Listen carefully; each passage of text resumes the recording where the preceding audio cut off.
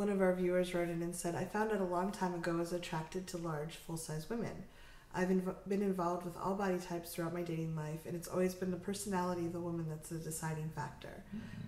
I'm in an open long-term relationship with incredible women. I've had a few threesomes, and now I want to play with a full-size man. She says she asks only that I be safe. Any advice? I'm here with Reid Mahako from readaboutsex.com. And I am here with Cathy Bartuli of the intimacydojo.com. I thought they were going to ask you out on a date. Oh. I thought this was that comment. No. Okay. I didn't see okay, advice for finding. So this is a gentleman, it sounds like, not that it matters. It's a gentleman from the The gentleman is looking for a full-size gentleman. To play with. Okay. To have a threesome with. Okay. So any advice about how to have a threesome? Yeah, like how to find a full-size gentleman, I believe. Okay. Well, we've done a ton of videos on threesomes. So go watch all of those, because the advice is going to be the same for me, irregardless of size or shape, right? Or what people are into, right? Like if your fantasy is to have a threesome with all redheads, good on you. Like my big questions are your partners are they willing to wear wigs? Does that count? Like what do you need?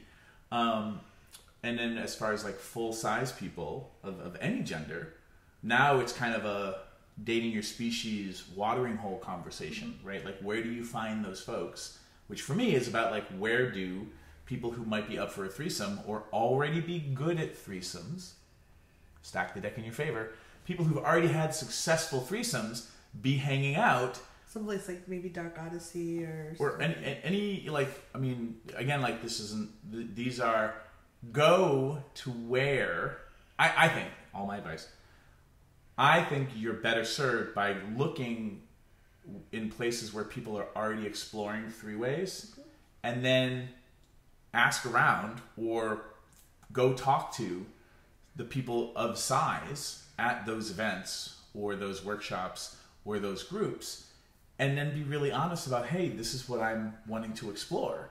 Yeah, and I know as a big woman, I've had people, I don't like being objectified for my size. Some people are okay with being objectified for various things. But what's this might be another video, I'm not promising we'll answer this now. What's the distinction for you between objectification and a preference or a turn on? I think it's a great video and we should come back for it, but I'm going to answer a little bit here. If someone's only wanting me for my size and they don't care about anything in here or who I am as a person, I feel objectified. Okay. Versus someone who's like, wow, let's start with this. Yeah. Because this is a thing I'm looking for. Like, I'm attracted to you, and what's inside there is pretty good.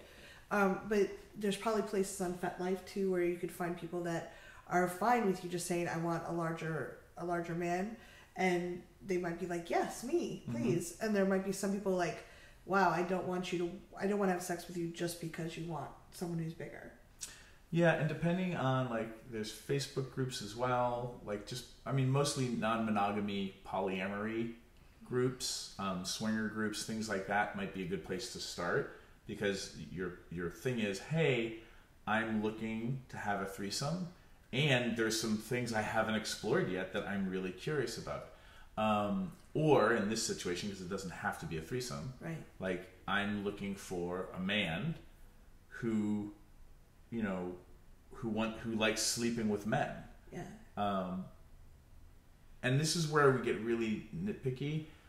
Not a man who's open to trying sleeping with men. I would stack the deck in your favor and be like, no, hi, I'm so-and-so, and I love sleeping with men. Like, this is really fun for me. And then you're like, oh, you might be a better person for me to pick for my first time, rather than for your first time trying to help somebody else have their first time, which can still work out fine. I'm just going to be greedy and tell you to do it my way, because you are picking somebody who's already excited and already knows they like this thing.